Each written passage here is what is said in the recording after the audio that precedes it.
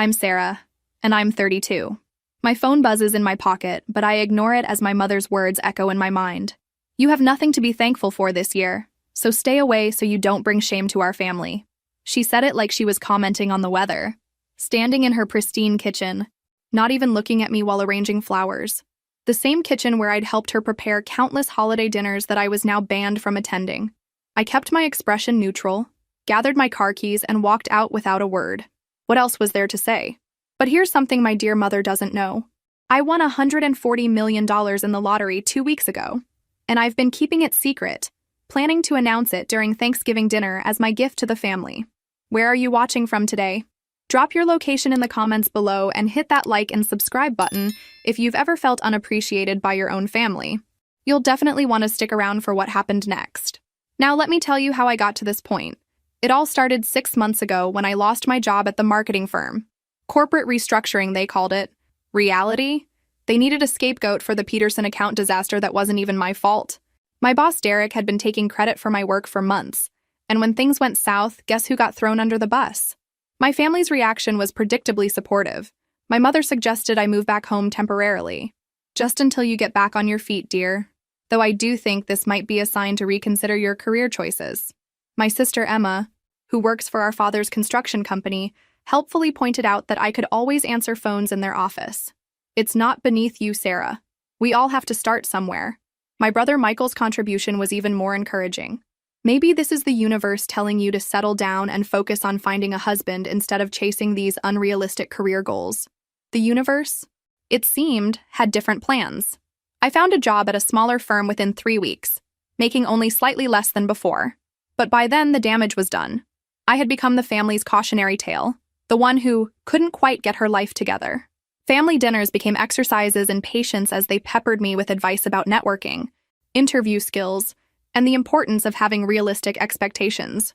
My cousin Rachel, who married rich at 23 and hadn't worked a day since, was particularly fond of suggesting I consider becoming a teacher. Such noble work, and the schedule would give you time to focus on your personal life. The lottery tickets were my small rebellion. Every Friday, I'd stop at Murphy's Corner store and buy $10 worth of tickets. It was my tiny middle finger to their practical, predictable world. They mocked it relentlessly. Dad would lecture me about probability theory, while Mom would sigh about my gambling problem. But that Friday in early November changed everything. I was sitting in my small apartment, Chinese takeout containers scattered across my coffee table, checking my numbers against the winning combination. The first number matched, then the second. By the 5th match, my hands were shaking so badly I could barely hold the ticket. $140 million. I must have stared at that ticket for an hour, checking and rechecking. Then I did what any rational person would do. I called in sick the next day, drove to the lottery office, and claimed my prize. After taxes, I was looking at approximately $85 million in my bank account. The first few days were surreal. I went to work, sat in my cubicle, and pretended nothing had changed while my bank balance showed more zeros than I could properly comprehend. I bought the same lunch, drove the same route home, and watched Netflix on my second-hand couch. But slowly, plans began forming. I would surprise my family at Thanksgiving dinner. I'd announce my win and share my fortune with them. Perhaps my mother would finally see that I wasn't the failure she'd painted me as. Maybe my siblings would look at me with respect instead of pity. I started making lists, pay off Emma's mortgage, set up college funds for Michael's kids, help Mom and Dad retire comfortably, buy the lake house we'd always talked about but could never afford. For weeks, I walked around with this secret burning inside me, imagining their faces when I revealed the truth. The shock, the joy, the realization that the family disappointment had become their salvation. The irony wasn't lost on me. For months, they'd been telling me to get my life together, and now I had enough money to help all of them get their lives together too. But fate, as I was about to learn, has a twisted sense of humor. Last Tuesday, I decided to test the waters. I stopped by Mom's house unannounced, something I'd been doing less frequently since losing my job. She was in her garden, wearing those ridiculous flamingo print gloves she'd gotten for her birthday. "Sarah, what are you doing here? I thought you'd be job hunting." I smiled, ignoring the barb. "Actually, work's been going really well. We landed a huge client last week." She barely looked up from her roses.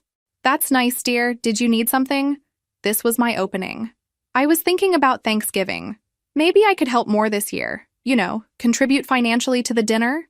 Now I had her attention. She straightened up, studying me with that expression she reserved for checking if milk had gone sour. Contribute how exactly? Sarah, honey, you just got this new job. You should be saving every penny. I've been doing better than I let on, Mom. I could cover the whole dinner if you wanted. Make it really special this year. The skepticism on her face was almost comical. She actually laughed. Oh, sweetheart. A grocery store turkey and some side dishes would probably stretch your budget enough. Leave the planning to the adults. The adults. I was 32 years old, and she was talking to me like I was 12 and offering to pay for dinner with my allowance money, but I pressed on. What if I told you I could afford more than you think? What if I said I wanted to take the whole family somewhere special for Thanksgiving? Sarah. Her voice had that patronizing tone that made my teeth ache. I appreciate the thought, I really do. But let's be realistic about your situation. You're still recovering from that job loss, you're living in that tiny apartment, and you drive a car that's older than some people's children. She pulled off her gardening gloves with theatrical precision. The last thing this family needs is you going into debt trying to prove something that doesn't need proving. We love you exactly as you are. As I am, the perpetual underachiever. The one they had to love because family obligation demanded it, not because I brought anything valuable to the table. I left without pressing further. But the seed was planted. Maybe the surprise revelation at Thanksgiving wasn't the gift I thought it would be. Maybe it was the only way they'd ever see me differently.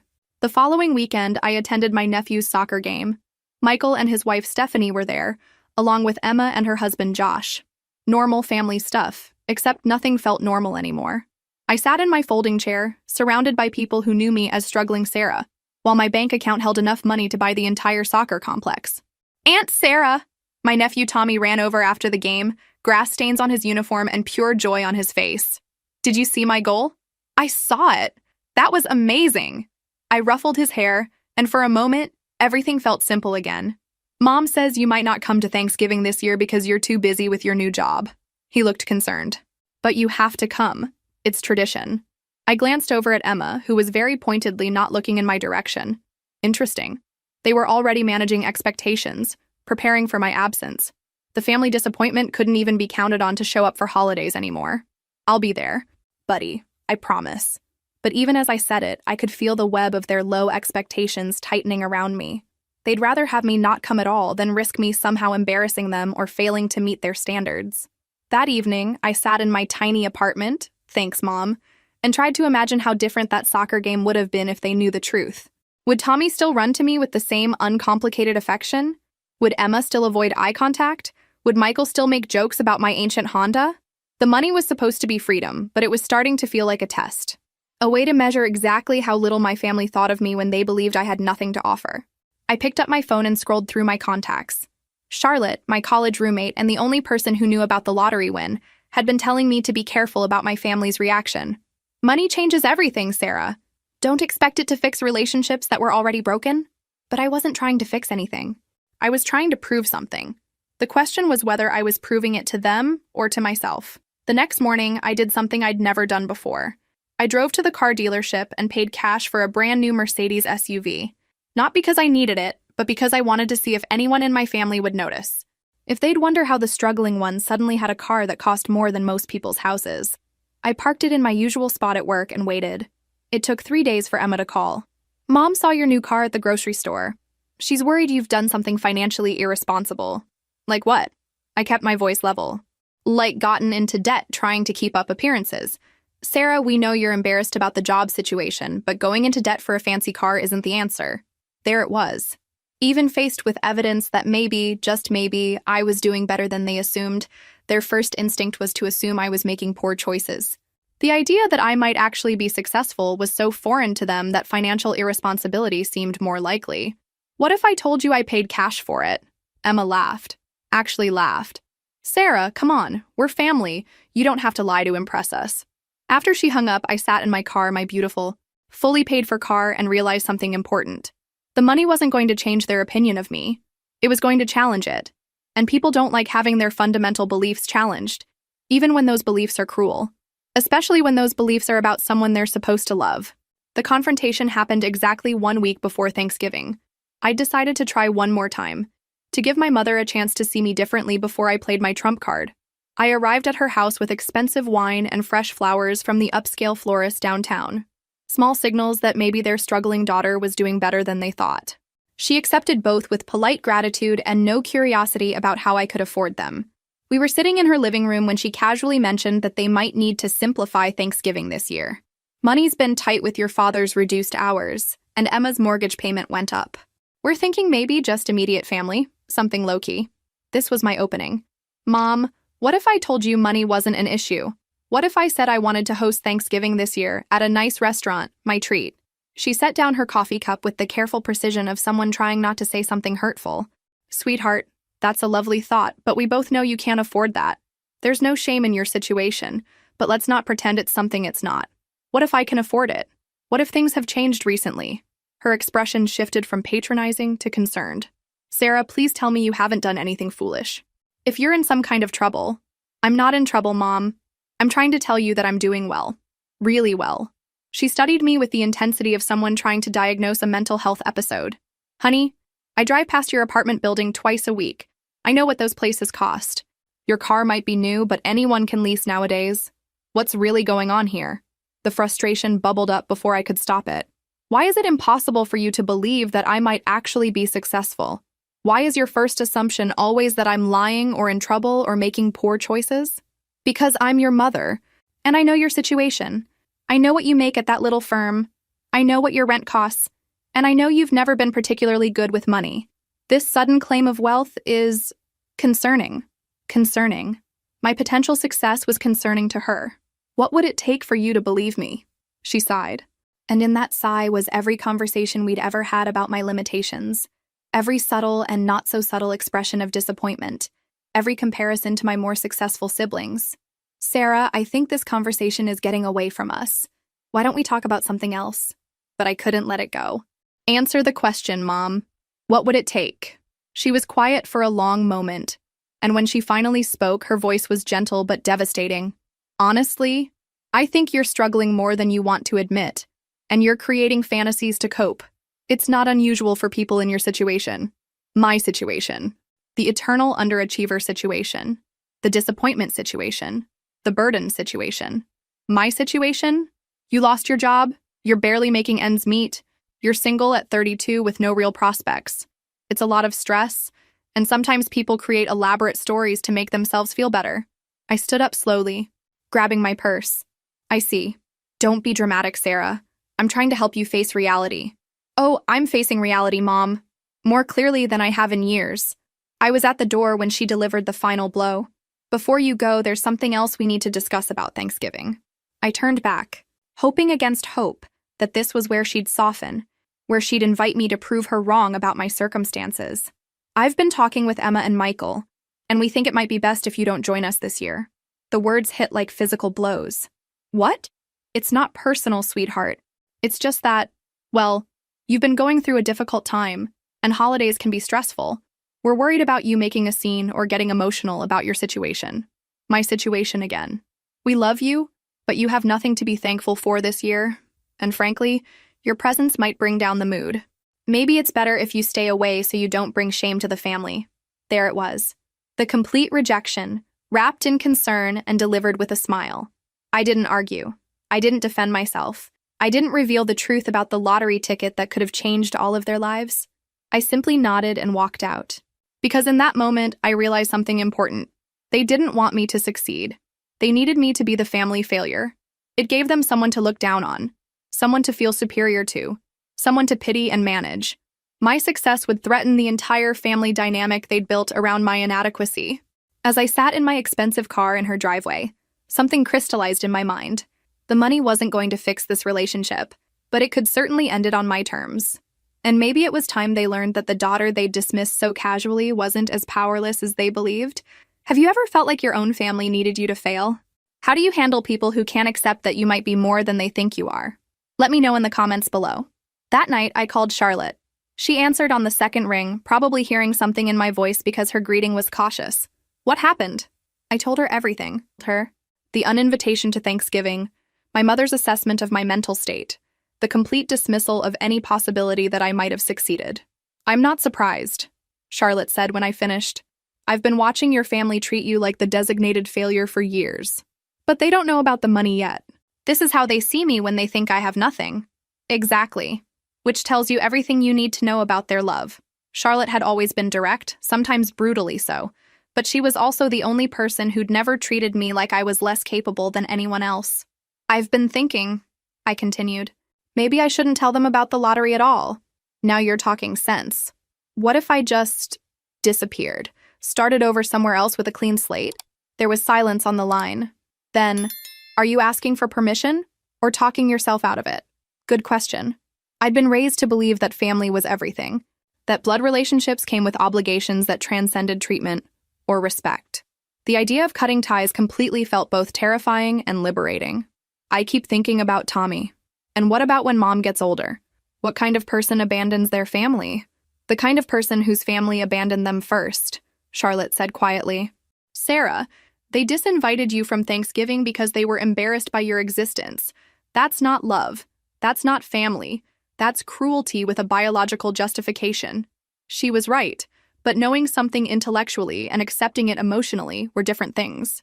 The next few days passed in a strange haze. I went to work, came home to my apartment, and sat surrounded by furniture that suddenly seemed impossibly shabby next to my bank balance. I could afford anything I wanted. A penthouse downtown, a house in the hills, a condo in Paris. But I remained in my small space, living like someone who made $40,000 a year instead of someone worth $85 million. It felt like living a lie, but I wasn't sure which version was more authentic, poor Sarah or rich Sarah. On Saturday, I drove past the house where my family would be gathering for Thanksgiving. Emma's car was already there, along with Michael's SUV and the vehicles belonging to various aunts, uncles, and cousins. The full family gathering that I'd been excluded from for my own good. I parked across the street and watched through the front window as they moved around inside. Mom setting the table with her good china, Dad carving something in the kitchen, Emma arranging flowers. The picture of domestic harmony, unmarred by the presence of their struggling relative. My phone buzzed with a text from my cousin Rachel. Missing you at Thanksgiving prep. Hope you're doing okay. The performative concern was almost worse than open hostility. She knew I'd been uninvited, they all knew, but they'd maintain the fiction that this was my choice. My inability to handle family gatherings. I was about to drive away when Michael came outside to get something from his car. He saw me immediately, and for a moment we just stared at each other through our windshields. He walked over, and I rolled down my window. Sarah, what are you doing here? Just driving by. The lie came easily. Heading to the grocery store. He looked uncomfortable, shifting his weight from foot to foot. Listen, about Thanksgiving? Don't worry about it, I understand. It's not personal. Mom's just worried about you, and she thought maybe a quiet holiday at home might be better. For who, Michael? Better for who? He didn't answer, because we both knew the truth. It would be better for them. More comfortable, less complicated. I hope you all have a wonderful time, I said. And I meant it. Really. As I drove away, I made a decision. I would attend a different kind of Thanksgiving dinner. One where my presence was wanted. Where I wasn't a problem to be managed or a burden to be endured.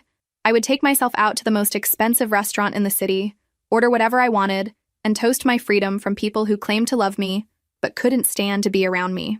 It wasn't the Thanksgiving I'd planned, but it was the one I deserved. And maybe, just maybe, it was time to stop pretending that biology created obligations that superseded basic human dignity. The money in my account wasn't just financial freedom. It was the power to choose who deserved access to my life. My family had made their choice about whether I belonged at their table. Now I would make mine. Thanksgiving Day arrived gray and drizzling, which felt appropriately dramatic for my first major holiday as an exile from my own family. I'd made reservations at Morrison's, the kind of restaurant where meals cost more than my family typically spent on groceries in a week. I dressed carefully in a new black dress I'd bought specifically for the occasion. Nothing too flashy, but expensive enough that I felt different wearing it. Like someone who belonged in places my family couldn't imagine accessing. Morrison's was surprisingly busy for Thanksgiving, filled with other people who'd opted out of traditional family gatherings for various reasons. Solo diners, couples, small groups who looked like they might be friends rather than relatives. My kind of people, apparently. The waiter seated me at a table by the window overlooking the city. Will anyone else be joining you today? No, just me. And I'd like to start with your best champagne. As I sat sipping champagne that cost more than I used to spend on a month of groceries, I found myself thinking about what my family was doing right now. Probably sitting around Mom's dining table, making small talk about work and weather, carefully avoiding any mention of my absence. Or maybe they were talking about me, expressing concern about my mental state, my financial delusions, my inability to accept reality. The wayward daughter who couldn't handle family gatherings anymore. My phone buzzed. A text from Emma. Hope you're having a good day. Love you. The casual cruelty of it almost made me laugh. Love you, but not enough to include you. Love you, but not enough to believe in you. Love you, but not enough to treat you with basic respect. I turned my phone face down and focused on the menu. 7 courses of food that would cost more than most people's car payments. I ordered everything that appealed to me, including the wine pairings, because I could. Because for the first time in my adult life, money wasn't a consideration. The irony wasn't lost on me. They'd excluded me for being too poor to fit their image of family success, while I sat in luxury they couldn't afford, paid for with money they'd never believe I had. Halfway through dinner, another text arrived, this time from Michael. Mom's worried about you spending Thanksgiving alone. Maybe we could grab coffee next week. Now they were worried. Now, when it was too late to include me, but not too late to assuage their guilt about excluding me, I typed back, thanks, but I'm not alone. Having a wonderful time. Which was true, in its way. I was having a wonderful time being treated like a valued customer, rather than a burden to be managed. The waitstaff was attentive without being patronizing. The sommelier explained wine pairings without talking down to me, and nobody questioned whether I could afford what I was ordering. It was refreshing to exist in a space where my worth wasn't constantly questioned or diminished. As I was finishing dessert, a chocolate souffle that probably cost more than my mother spent on her entire Thanksgiving dinner, my phone rang. Charlotte, how's your fancy solo Thanksgiving going? Better than expected. The food is incredible, and nobody's told me I'm delusional or concerning. Good for you. Are you ready for phase 2? Phase 2. We'd discussed this. The plan to gradually reveal my changed circumstances, not through dramatic announcements, but through subtle shifts that would force my family to confront their assumptions about me. I think so. I bought a house this morning. Charlotte nearly choked on whatever she was drinking. You what? Online auction, cash offer, 4-bedroom colonial in Westfield Heights. I figured I should stop living like I make what they think I make. Sarah, that's... She paused, probably calculating real estate prices in that neighborhood. That's a $2 million house. 2.3 actually, but it has everything I want. Pool, 3-car garage, and most importantly, it's in the kind of neighborhood where I'll never accidentally run into any of my relatives. The decision had been impulsive, made during the soup course when I realized I was tired of living down to their expectations. If they were going to treat me like a failure regardless of my actual circumstances, I might as well enjoy my success without their judgment. When do you move in? Next week. I'm hiring professional movers and decorators. The whole thing will be done before Christmas. And your family? We'll find out when they drive by my old apartment building and see someone else living there. It felt good to have agency, to make decisions based on what I wanted, rather than what would least upset people who'd already decided I was a disappointment. After dinner, I drove through my old neighborhood one last time, past the house where my family was probably finishing their perfect, uncomplicated holiday dinner, past the apartment building where I'd lived like someone apologizing for taking up space. Tomorrow, I would start living like someone who belonged in the world, someone whose success wasn't a delusion or a source of concern, but simply a fact, someone whose worth wasn't determined by other people's ability to see it. The rain had stopped and city lights reflected off wet streets like scattered diamonds. Everything looked different from behind the wheel of my expensive car, on my way to my expensive dinner, carrying knowledge of my expensive house. Not just richer, more real, more myself. For the first time in years, I was thankful. Just not for the things my family would have expected. The week after Thanksgiving passed quietly. I took time off work to handle the house purchase and moving arrangements, telling my colleagues I was dealing with a family situation, which was true in its way. Moving day arrived with military precision. Professional movers packed my modest possessions while I supervised from my new marble foyer. The contrast was surreal, my secondhand furniture looking lost in rooms designed for much grander things. That afternoon, I went shopping. Not the careful, budget-conscious shopping I'd done for years, but the kind of shopping I'd only seen in movies. I bought furniture that cost more than cars, art that required its own insurance policies, and electronics that made my old television look like a museum piece. The decorator I'd hired, Maria Santos, who worked exclusively with wealthy clients, walked through the house with me, taking notes about my preferences. She treated me exactly like what I was, someone with unlimited resources and sophisticated taste. The bones of this house are magnificent, she said, running her hand along the crown molding. With your budget, we can create something truly spectacular. My budget. She said it like it was a given that I had one rather than a hopeful assumption about my financial capacity. It was refreshing to be seen accurately. That evening, I sat in my new living room, surrounded by expensive furniture that wouldn't be delivered for another week, and finally allowed myself to process what I'd done. I'd bought a house. Not just any house, but the kind of house that announced its owner's success to anyone who drove past. My family would find out eventually, probably when someone mentioned seeing me at the country club or noticed my address on holiday cards. Their reaction would be predictable: confusion, suspicion, and ultimately some explanation that allowed them to maintain their narrative about my limitations. Maybe I'd inherited money from a distant relative. Maybe I'd married someone wealthy in secret. Maybe I was renting the house and pretending to own it. Any explanation would be more believable to them than the truth, that I'd been successful all along, and they'd been too invested in my failure to notice. My phone buzzed. A text from Mom. Emma drove by your apartment today. The manager said you moved out? Where are you living now? I stared at the message for several minutes. This was the moment. I could ease them into the truth gradually, or I could let them continue wondering while I built my new life without their involvement. I typed back, found a better place. Don't worry about me. Her response came immediately. Sarah, I'm your mother. Of course I worry. What's the address? I'd like to see where you're living. The address. If I gave her my address, she'd drive by within hours. She'd see the house, the neighborhood, the 3-car garage with my Mercedes parked inside. She'd have to confront the fact that her concerning daughter was living better than any of them. Part of me wanted that confrontation, wanted to see her face when she realized how completely she'd misjudged my circumstances. But another part of me, the part that had learned to protect itself over years of subtle diminishment, wasn't ready for that conversation. I turned my phone off without responding. The silence felt powerful.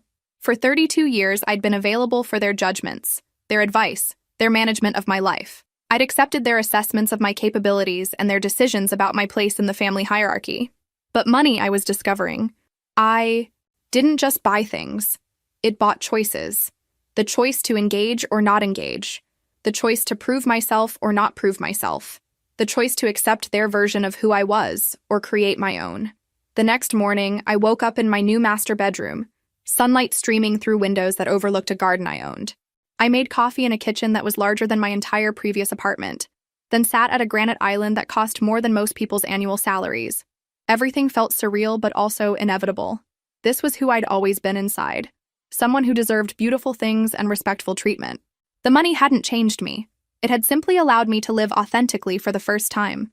My phone turned back on showed 7 missed calls from various family members and a string of increasingly frantic text messages. Emma wondering why I wasn't answering. Michael asking if I was okay. Mom demanding to know where I was living. The concern that had been absent when they uninvited me from Thanksgiving was suddenly overwhelming now that I'd made myself unavailable for their management. I scrolled through the messages without responding to any of them. Let them worry. Let them wonder. Let them experience what it felt like to be excluded from someone else's life. As I sat in my beautiful new kitchen, drinking expensive coffee and reading concerned messages from people who'd shown me no concern when I needed it, I realized something important. I no longer needed their approval or their inclusion. I had something better. I had my own life, lived on my own terms, funded by my own success. And for the first time in years, that felt like more than enough. The revelation that would shatter their world was still coming, but it would come when I chose, on my terms, in my time. Not as a desperate attempt to prove my worth, but as a simple statement of fact. They had been wrong about me all along. The question wasn't whether they deserved to know the truth. The question was whether I wanted to give them the chance to be wrong about me again. 3 weeks passed in blissful radio silence. I'd established a routine in my new life. Morning coffee on my terrace overlooking the garden. Work at the firm where nobody knew about my windfall.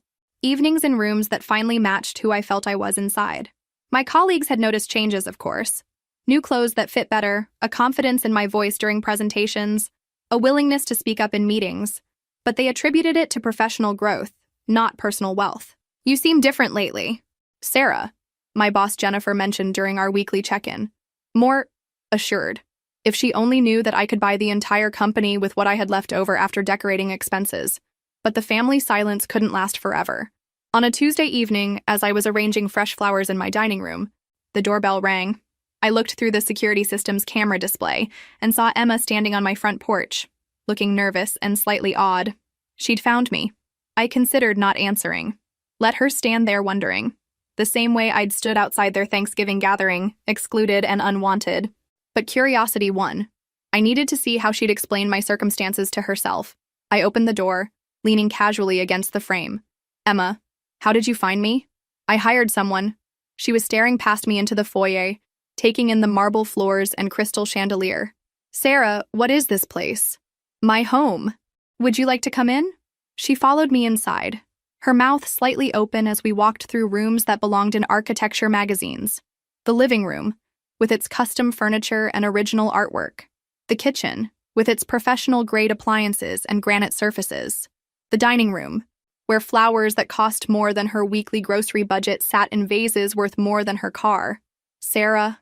She stopped in the middle of my living room, turning in a slow circle. How is this possible? I settled into my favorite armchair Italian leather, custom-made, and gestured for her to sit on the sofa. She perched on the edge like she was afraid to touch anything. What do you mean? This house, this furniture, that car in the driveway. Her voice was getting higher. Where did this come from? I could have told her the truth then. Could have pulled out the lottery ticket. I still carried a photo of it in my wallet, and watched her face as reality rearranged itself around the sister she thought she knew. Instead, I smiled. I've been doing well. Doing well? She laughed, but it sounded more like a sob. Sarah, this isn't doing well. This is wealthy. This is millionaire wealthy. Is it? My casual tone seemed to unsettle her more than dramatic revelation would have. She was expecting explanations, justifications, some story that would make sense of what she was seeing. Mom is going crazy. We all are. You disappeared, stopped answering calls, and now we find out you're living like this. Like what, Emma? Like someone who doesn't need us anymore. There it was. The real fear. Not that I was struggling, but that I wasn't. Not that I needed their help, but that I didn't. Their family dynamic depended on me being the one who needed management, guidance, financial assistance. I've never needed you, I said gently. I wanted to be included. There's a difference. She flinched like I'd slapped her. That's not true. We're family. Of course you need us. Do I? Because when you thought I was struggling, you uninvited me from Thanksgiving. When you thought I was delusional about money, you laughed at me. When you thought I was making poor choices, you decided I was too embarrassing to include in family gatherings. We were trying to help You were trying to manage a problem you thought I was. Now that I'm not a problem, you don't know how to relate to me. Emma stood up abruptly, pacing to the window that overlooked my pool. This doesn't make sense, Sarah. Your job, your salary, we know what you make. Do you? She spun around. Yes. We looked it up. Marketing associates at firms like yours make $40,000 to $50,000 a year. Even with promotions you couldn't afford. She gestured helplessly around the room. Maybe you don't know as much about my situation as you thought. The doubt was creeping into her expression. The same doubt that had flickered across Michael's face at the soccer game. Across Mom's when I'd tried to tell her I was doing well. Are you going to tell me how this happened, or are we going to keep playing games? I considered my options. This was the moment. I could maintain the mystery. Let them keep wondering and guessing and driving themselves crazy trying to explain what they were seeing. Or I could end their confusion with a simple revelation that would change everything. But something held me back. Maybe it was the memory of Emma's laughter when I'd suggested I could pay cash for a car. Maybe it was the echo of Mom's voice saying I had nothing to be thankful for. I won the lottery, I said finally. Emma blinked. Once, twice. Then she started laughing. Oh, come on. Sarah, be serious. I am being serious. The lottery? Your Friday night tickets? Those scratch-offs you waste money on? She was still laughing, but it was becoming more forced. Sarah, the biggest prize you ever won was $20. I pulled out my phone, scrolling to the photo I'd taken of the winning ticket.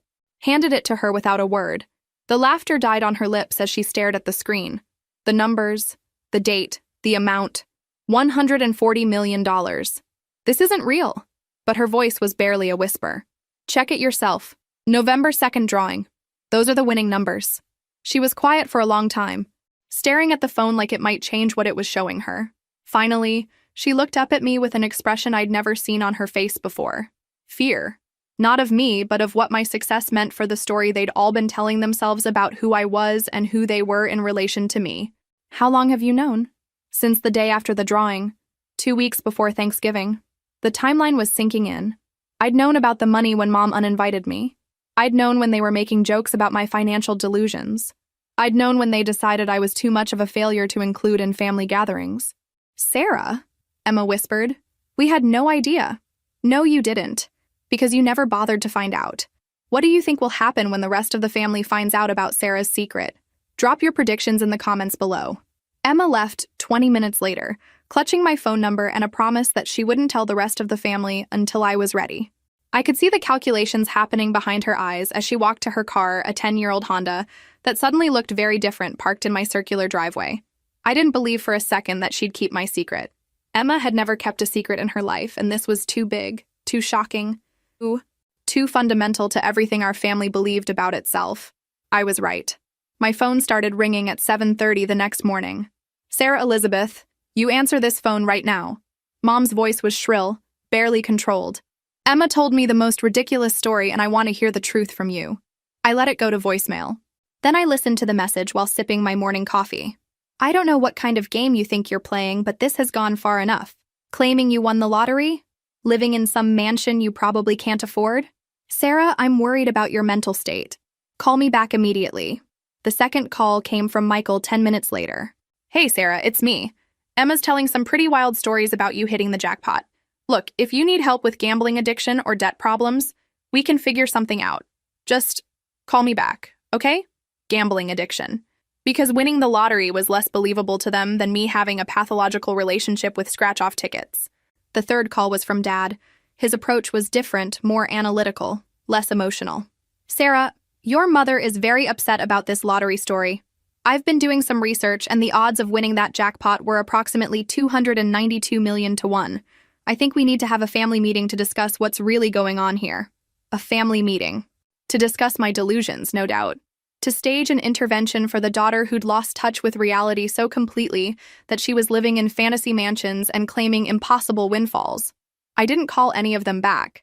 Instead, I went to work, where Jennifer complimented my new bracelet, a understated piece that had cost more than most people's cars, and asked if I'd consider taking the lead on the Henderson account.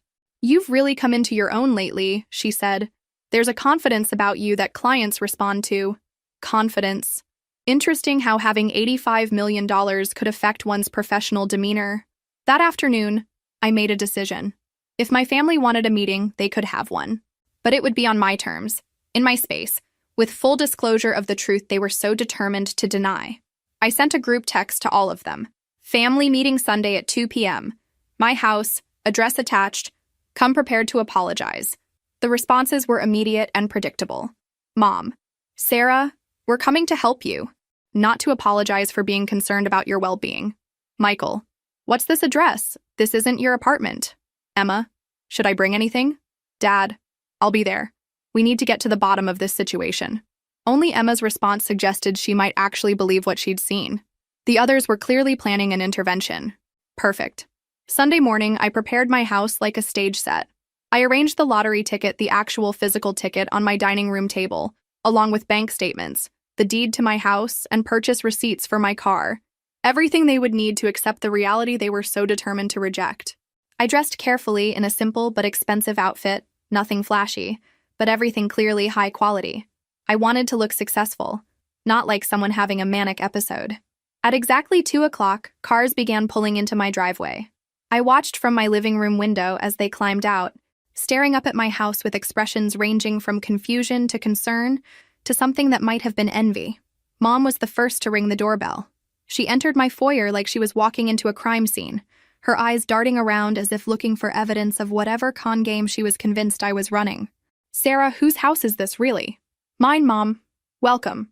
The others filed in behind her dad with his analytical expression, Michael looking uncomfortable, Emma trying to appear supportive while clearly struggling with her own shock. I led them to my living room, where they perched uneasily on furniture worth more than their annual salaries. Well, Dad said, pulling out a small notebook, I think we should start with some basic questions about your financial situation. I gestured to the dining room table. All your questions are answered over there. They followed me to the table, where I'd laid out the evidence like exhibits in a court case. Mom picked up the lottery ticket first, examining it with the intensity of someone looking for forgery evidence. This could be fake. Check the numbers online, I said calmly. Dad was already pulling out his phone, comparing the ticket numbers to the official lottery website. His expression shifted from skepticism to confusion to something approaching shock. These are the actual winning numbers. Michael grabbed the bank statements, scanning the balance column. His face went pale. Sarah, this shows $85 million after taxes. Yes. The silence that followed was profound. They sat around my dining room table, a table that cost more than any of their cars, staring at evidence that their fundamental assumptions about me had been completely wrong. Mom was the first to speak, her voice barely audible. How long have you known? Since November 3rd, the day after the drawing, 2 weeks before Thanksgiving. The implications hit them in waves. I could see it on their faces as they remembered conversations, decisions, dismissals that had happened after I'd become one of the wealthiest people in the state. You knew, Emma whispered. When we uninvited you from Thanksgiving, you knew. I knew. When Mom said you had nothing to be thankful for, I knew. When we laughed about your delusions about being wealthy, I knew. The weight of their behavior settled over the room like fog. Every patronizing comment, every dismissal, every assumption about my limitations, all of it had happened while I possessed the means to change all of their lives forever. Dad cleared his throat, his analytical mind trying to process the new information. Sarah, why didn't you tell us? I tried to. Remember, Mom? I tried to tell you I was doing well, that I could afford nice things, that I wanted to contribute to Thanksgiving dinner. Your response was to question my mental health. Mom's face had gone ashen. We didn't know. No, you didn't. Because you never considered the possibility that I might actually be successful. It was easier to believe I was delusional than to admit you might have been wrong about me. The confession hung in the air between us, changing everything and nothing at the same time. Because now came the real test.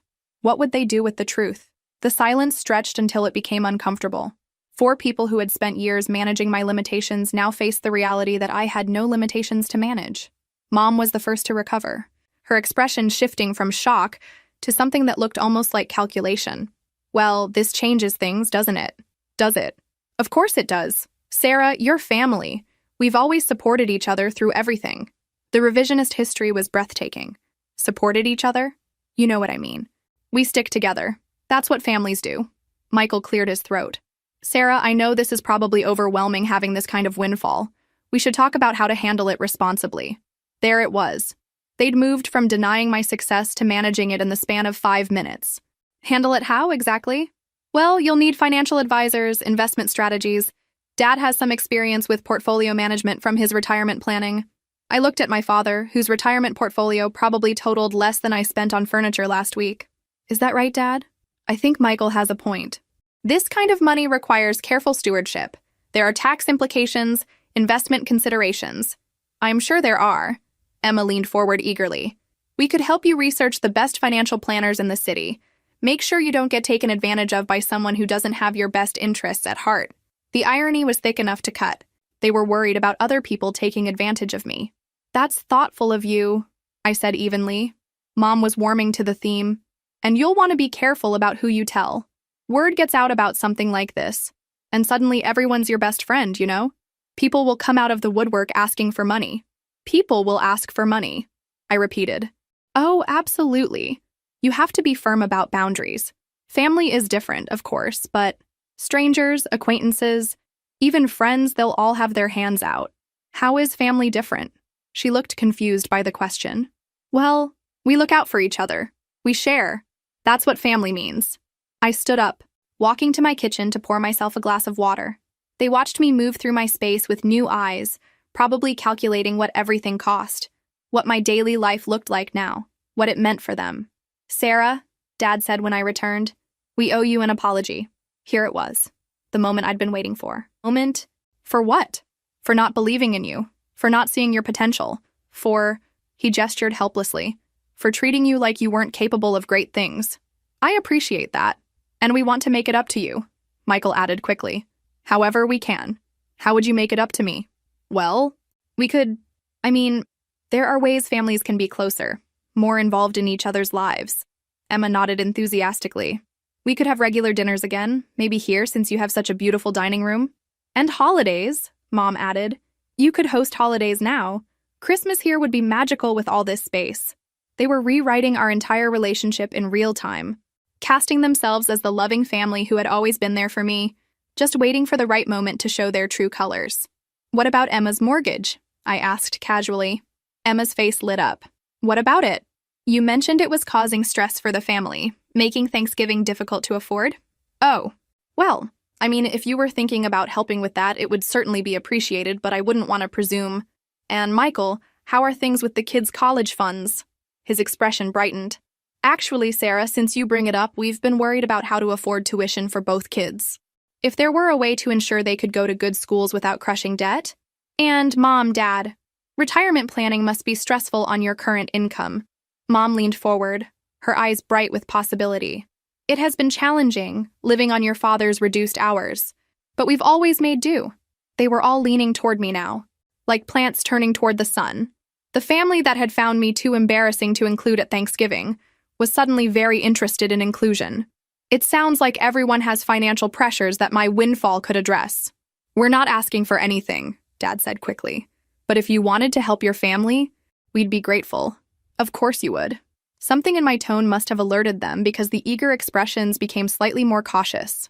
"Sarah," Mom's voice carried a note of uncertainty. "I'm just trying to understand something. When you thought I had nothing, I was too much of a burden to include in family gatherings. Now that I have everything, suddenly family support and togetherness are important priorities." "It's not like that," Emma protested. "Isn't it?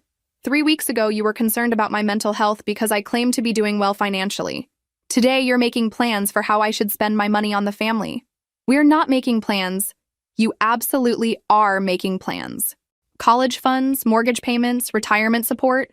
You've gone from managing my poverty to managing my wealth in one afternoon." The silence returned, heavier this time. "Sarah," Mom said carefully, "I understand you're hurt about Thanksgiving." "I'm not hurt about Thanksgiving, Mom. I'm educated by it." "What do you mean?" "I mean I learned something valuable about who you all are when you think I have nothing to offer. And I'm learning something equally valuable about who you are when you think I have everything to give." Michael shifted uncomfortably. "We've always cared about you, Sarah. Money doesn't change that." "You're right. Money doesn't change anything. It just reveals what was already there. And what had been revealed wasn't pretty." But we weren't done yet. The real test was still coming. They left that afternoon with promises to talk soon and suggestions for family planning sessions to discuss how to handle this blessing responsibly. The transformation from concerned intervention to eager financial planning committee had been seamless. Over the next week, my phone became a constant source of entertainment. Text messages arrived daily, each more transparent than the last. From Mom. "Saw a great article about charitable giving strategies for lottery winners. Would love to discuss some worthy causes that are close to our family's heart." From Michael. "Been thinking about what you said. Maybe we should look into setting up family trusts. For tax purposes, of course." From Emma. "Found the perfect financial planner. She specializes in sudden wealth syndrome. Very discreet." The speed at which they'd pivoted from concern to self-interest was almost impressive. But I wasn't ready to let them off the hook yet. There was one more test I needed them to fail. I called Charlotte that Friday evening, sitting on my terrace with a glass of wine that cost more than my family used to spend on Christmas presents. "How did the big reveal go?" "Exactly as you predicted. Shock, followed immediately by strategic repositioning to maximize benefit from my newfound resources." "Are you surprised?" "Not even a little. But Charlotte, I need to try something. One final experiment. I don't like the sound of that. What if I told them I was thinking about giving it all away?" Charlotte was quiet for a moment. "That's either brilliant or cruel." "Maybe both. But I need to know. Do they love me? Or do they love what I can do for them?" "Sarah, you already know the answer to that question." She was right. But I needed them to know the answer too. I needed them to see themselves clearly, the same way they'd forced me to see myself for so many years. The next morning, I sent out another group text. "Family meeting Sunday, important announcement about my plans for the money." This time, they all responded within minutes, confirming attendance with an eagerness that would have been flattering if it weren't so transparent. Sunday afternoon, they assembled in my living room again, but the dynamic was completely different. They were relaxed now, comfortable in my space, already acting like stakeholders in my decision-making process. Mom had even brought a notebook. "So," Dad said, settling into my expensive sofa like he belonged there, "what did you want to discuss?" "I've been doing some thinking about the money, about what to do with it." "That's smart," Emma said approvingly, taking time to make good decisions. "And I've realized something important. This money, it's not really mine. They all leaned forward, suddenly very attentive. I mean, I didn't earn it. It was just luck, random chance. And I keep thinking about all the people who could use this money more than I can. People like who? Michael asked carefully. Charities, foundations, people who are actually struggling, not just someone who bought a lucky ticket at Murphy's corner store. The silence was profound. I watched their faces as they processed what I was suggesting. The charitable giving advice was fine when it involved small percentages. Giving away everything was apparently a different conversation. Sarah, Mom said slowly, that's very generous of you to think about others. But you have to be practical too. Practical how?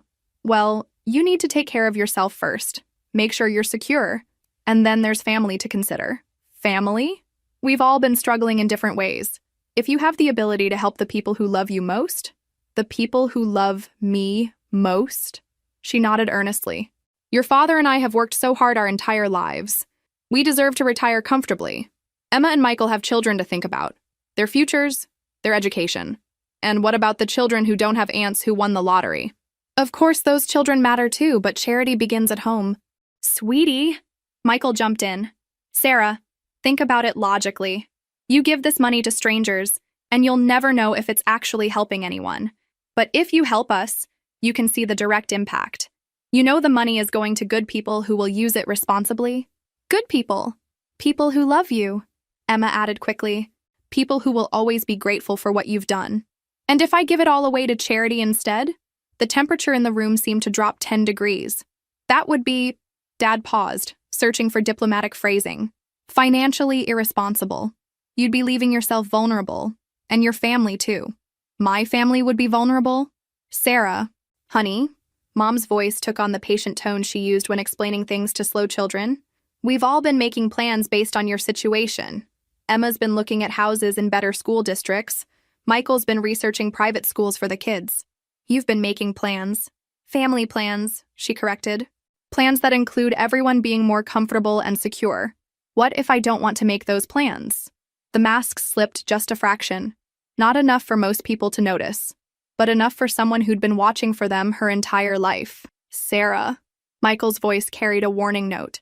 Don't make any hasty decisions you'll regret later. Like giving money to charity instead of family.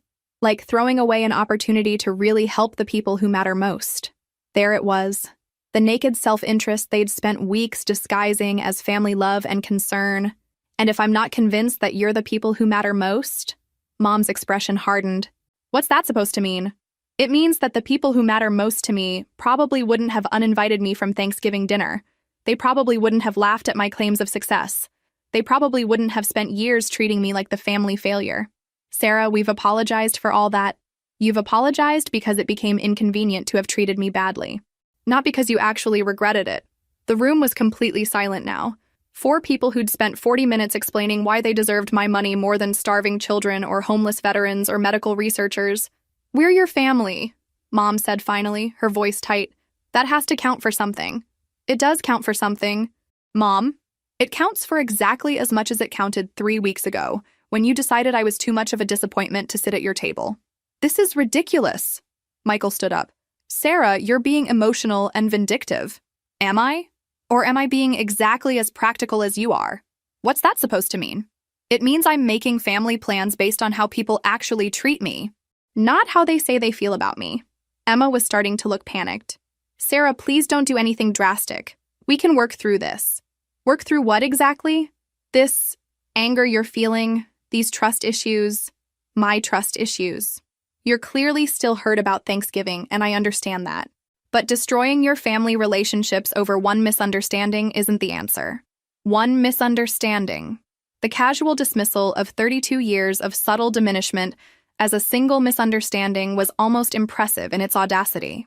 Sarah, Dad said in his most reasonable tone, why don't we take a break from this conversation? Give everyone time to cool down. I'm perfectly cool, Dad. In fact, I've never been more clear-headed in my life. What does that mean? It means I've made my decision. The words landed like stones in still water, sending ripples of anxiety across their faces. What decision? Mom's voice was barely a whisper. The decision about what to do with the money. And? I smiled, feeling lighter than I had in years.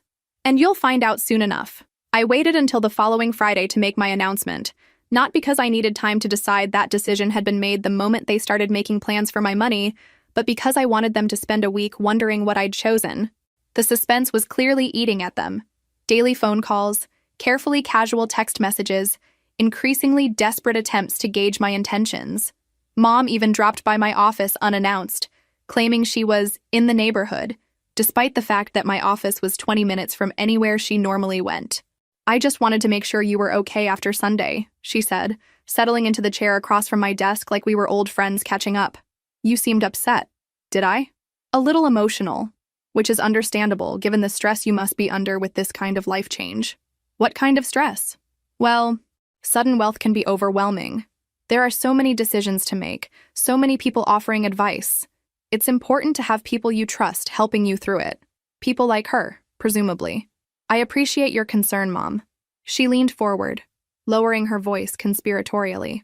"Sarah, I hope you haven't made any major financial commitments yet. These charity organizations can be very aggressive once they know someone has means." "Is that so?" "Oh, absolutely. They'll make you feel guilty like you're obligated to solve everyone else's problems. But the truth is, you can't save the world. You can only take care of the people who matter most." "And who matters most?" "Family, honey, the people who loved you before you had money and will love you after. That's how you know it's real."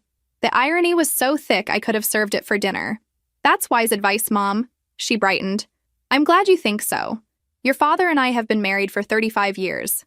We've learned a few things about what really matters in life." After she left, I made a phone call to Charlotte, who answered with her usual directness. "How's the torture your family experiment going?" "It's not torture, it's education." "For them or for you?" "Good question." "Both, I think." "Are you ready to end this, Sarah? Because watching you play with people who've already shown you who they are isn't healthy for anyone." She was right. It was time to finish this. That evening, I made several important phone calls. The first was to my lawyer, confirming the paperwork I'd asked him to prepare. The second was to my financial advisor, authorizing the transfers I'd requested. The third was to a moving company, scheduling services for the following week. On Friday afternoon, I sent one final group text. "Family meeting Sunday at 2 p.m. Final announcement about the money. Please come on time." They arrived early, clustering in my living room with a nervous energy that filled the entire space. Mom had brought homemade cookies, a peace offering. Perhaps, or an attempt to remind me of family traditions and obligations. "Well," Dad said as soon as everyone was seated, "we're all here." I stood in front of them, looking at faces I'd known my entire life, but was seeing clearly for the first time. "I want to thank you all for coming, especially after everything that's happened over the past few weeks." "Sarah," Emma began, but I held up my hand. "I've made some decisions, and I wanted you to hear them from me directly." The tension was palpable. 4 people trying to look supportive while calculating how much money might be about to change hands. "First, I've decided what to do with the lottery winnings." Collective held breath. "I'm giving it all away." The silence was deafening. "All of it?" Michael's voice cracked slightly. "Well, not quite all. I'm keeping enough to maintain my current lifestyle and secure my retirement. But the rest, approximately $75 million, is going to charity."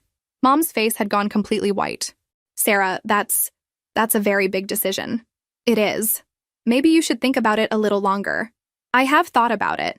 I've set up a foundation focused on supporting people who've been dismissed or underestimated by their families, people who need someone to believe in their potential when the people closest to them won't." The symbolism wasn't lost on anyone. "Sarah," Dad said carefully, "what about your family? What about the people who have always supported you? What about them? Don't we, after everything we've been through together, I think this is exactly the right decision." Emma was starting to tear up. "Sarah, please, I know we made mistakes, but we're your family. That has to count for something." "It does count for something, Emma. It counts for exactly what it's always counted for." "Which is what?" "Which is whatever you decide it's worth when you think I have nothing to give you." The words hung in the air like an indictment. "Sarah," Mom's voice was pleading now, "we've apologized. We've admitted we were wrong about you. What more do you want?" "I don't want anything from you, Mom. That's the point." "But we're your family. You're my biological relatives. There's a difference." "That's not true. We love you. You love what you thought I could do for you." "There's a difference there, too." Michael stood up abruptly. "This is ridiculous, Sarah. You're punishing us for one mistake." "One mistake?" "Thanksgiving." The misunderstanding about your financial situation. We've said we're sorry. The misunderstanding about my financial situation happened because you never bothered to actually know me. The Thanksgiving uninvitation happened because you were embarrassed by what you thought I was. We were trying to help.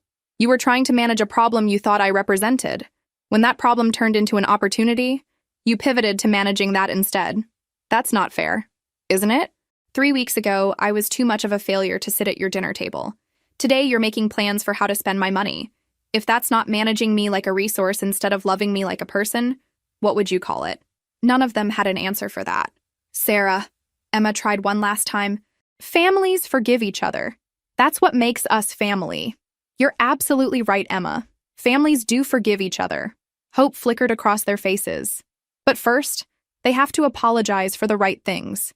And you're not apologizing for 32 years of treating me like I wasn't good enough. You're apologizing for the inconvenience of having been wrong about my bank balance.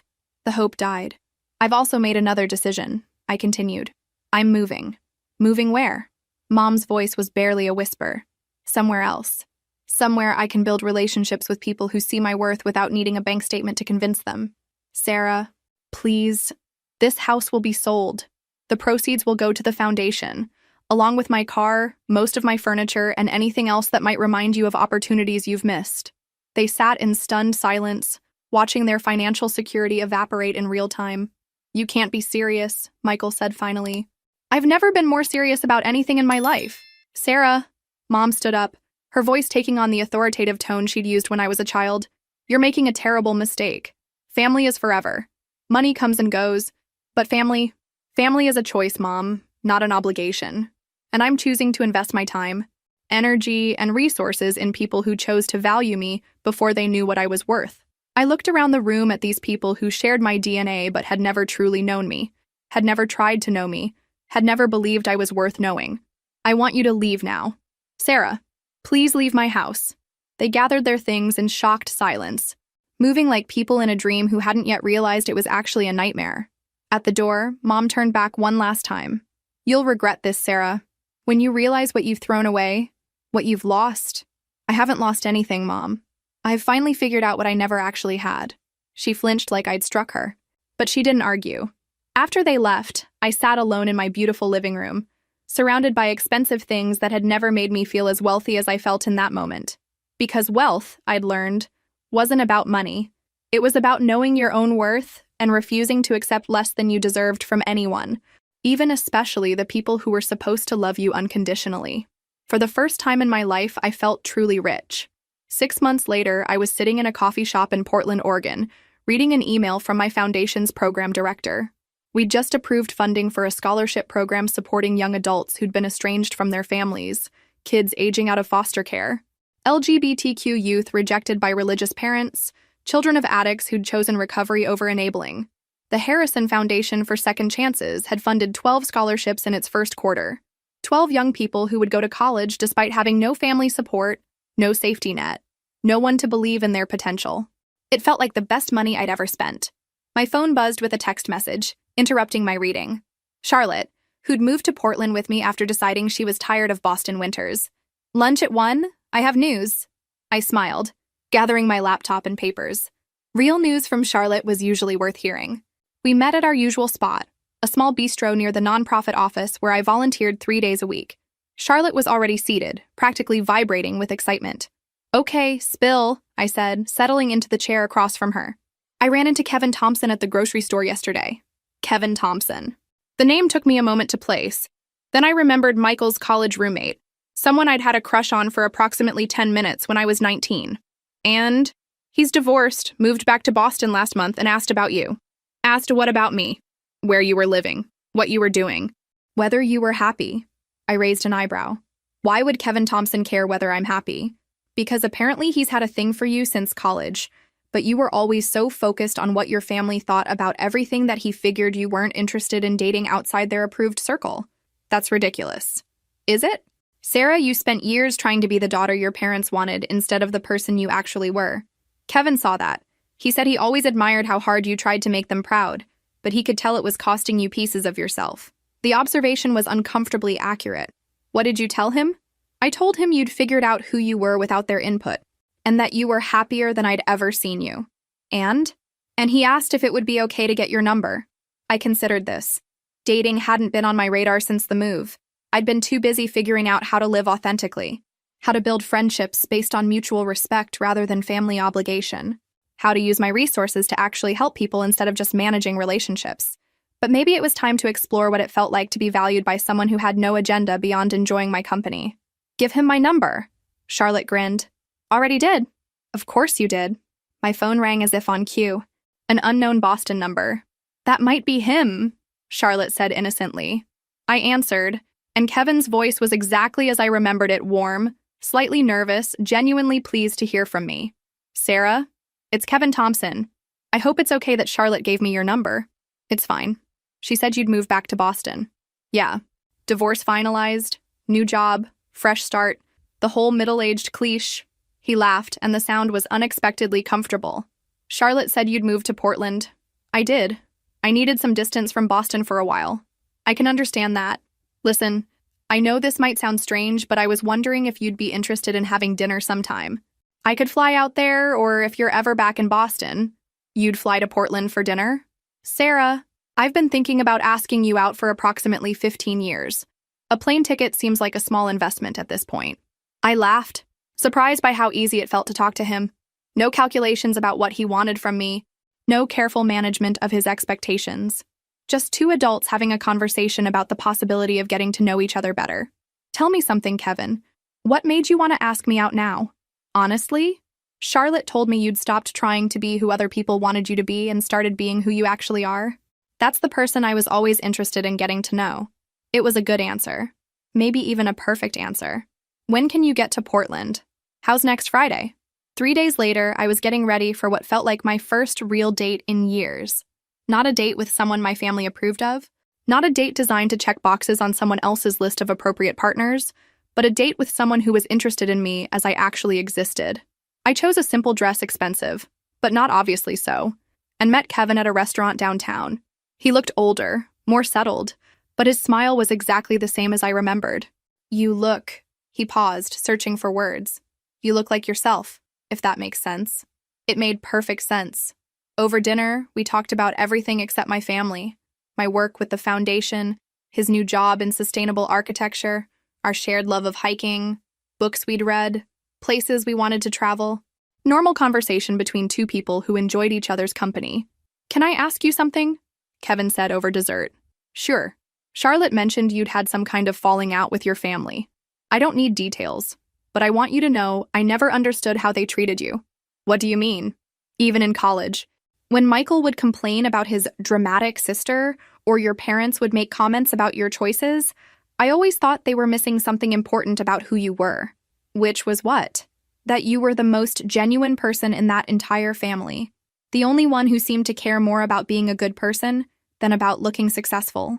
I stared at him across the table, this man who'd seen something in me that my own family had missed for 3 decades. Kevin?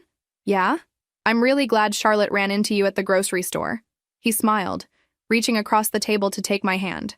So am I. 6 months after that first date, Kevin proposed during a weekend trip to the Oregon coast. Not because I had money, he'd been genuinely shocked when I told him about the lottery, but because he said I was the person he wanted to build a life with.